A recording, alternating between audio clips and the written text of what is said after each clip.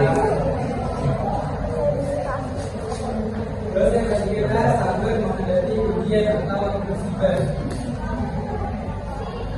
Maksudnya di sini ketika kita sabar menghadapi ketika kita musibah, kita tuh harus sabar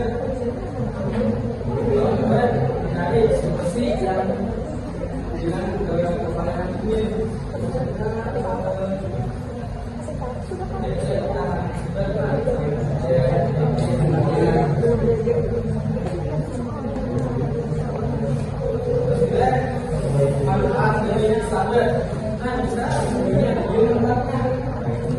Manfaatnya itu juga ketenangan hati biar kita lebih tenang.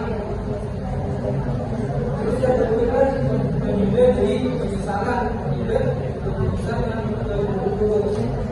Jadi itu sampai itu kita ada yang merasa benar. Kita sudah kemudian dan menghindar hubungan dengan orang yang baik. Dan bentuk kesalahan. Jadi sampai itu dia orang yang satu bukti dua ada.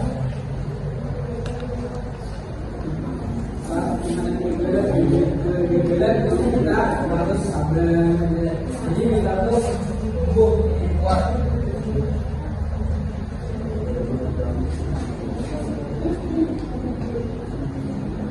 Selanjutnya adalah pemahaman.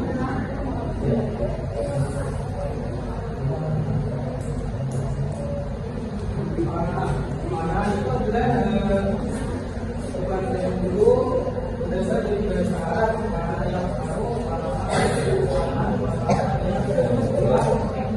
menerima yang kemudian sebagainya jelas. Secara istilah panahan itu berarti menerima kemudian Allah Subhanahu wa taala dengan tidak mengeluh puas dan belum beribadah atas keputusan Allah Subhanahu wa taala. Karena sudah biasa buat berusaha sampai batas maksimal kemampuannya.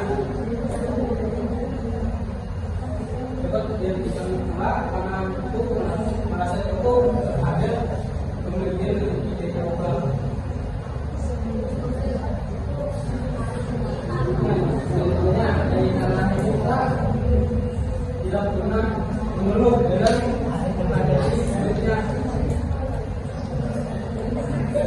Benar dan menerima tidak mengeluh. Tapi yang kedua merasa senang dengan apa yang dimiliki. Jadi kita ini bisa berhati tanpa merasa dirinya itu dirinya orang. Jadi saat kita berlatih maksudnya habis kita akan isi sampai kawan kita kita pelarikan kita sudah punya dengan rasa begitu bisa itu kurang. Terus dengan kita bisa kurang dan dengan orang yang sukses. Terus bentuk tantangan yang ketiga. Tapi itu tidak tenang.